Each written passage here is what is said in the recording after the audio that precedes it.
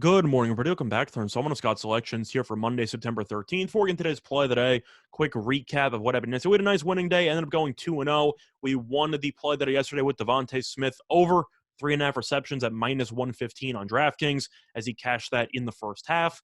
And then also gave out a play at the end of the NFL joint show with Scott Steen, I believe on Saturday, gave out the 49ers minus 7.5 at minus 110 on BetMGM.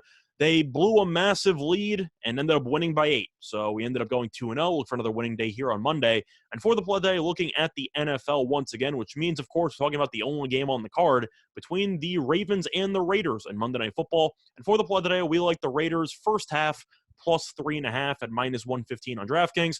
Time recording of 2:10 a.m. Eastern Time. Couple reasons why I like the Raiders first half here. First of all, DraftKings is giving you a phenomenal deal. Shopping your lines here, Raiders first half is plus 3 on FanDuel and pretty much every other book, but it's 3.5 on DraftKings. Plus, FanDuel has the plus 3 for the Raiders in the first half at minus 120. It's minus 115 on DraftKings for 3.5. So you're getting an extra half point and you're paying 5 cents less of juice just by taking this DraftKings line. I'm going to take the value to the bank. Now, a couple reasons why. I think the Raiders will also get off to a pretty hot start here. Main reason, Ravens have a lot of injuries to deal with, and I'm going to go through them right now. The Ravens, we know, love to run the ball with Lamar Jackson at quarterback, multiple running backs. Last year, they had J.K. Dobbins, Mark Ingram, a couple options there, Gus Edwards as well. This year, they were supposed to have J.K. Dobbins, Gus Edwards, and you're also supposed to have Justice Hill as your third-string running back. The problem there is that all three of them got injured, and they will not be playing in this game.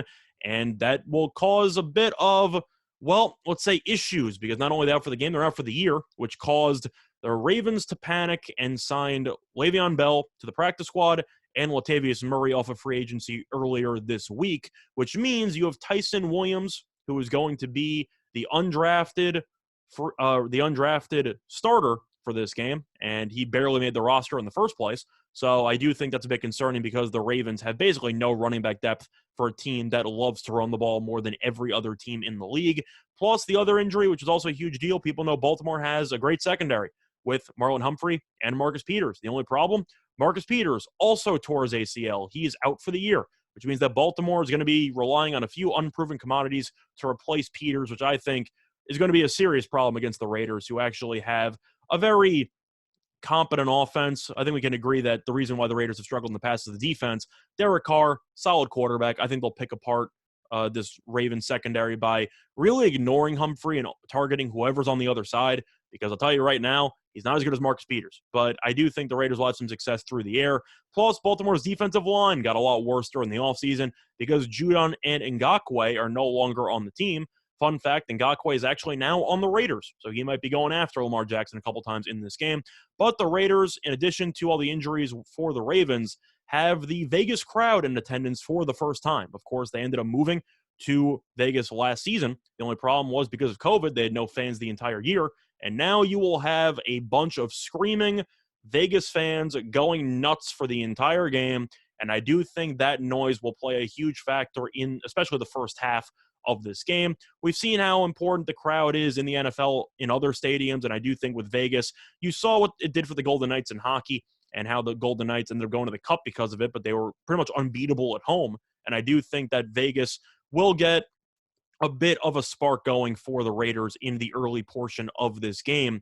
Plus, for the first half, there is an additional plus for taking the first half and not the full game, which is the coin toss. And the fact is that Gruden is one of the only coaches in the league that elects to receive whenever he wins the coin toss. And John Harbaugh does the opposite. He defers every time for the second half, which means unless by some miracle, the Raiders will get the ball first, which means you might get an extra possession, which you can milk out for this plus 3.5. I think the Raiders might win the game outright, but a plus 3.5 compared to the rest of the market, I do think you're getting a great price at the current number, which is why I'm going to take it as the play of the day. So the play of the day, once again, here for Monday, September 13th, is going to be on the Raiders first half, plus 3.5 at minus 115 on DraftKings. Bye, everyone.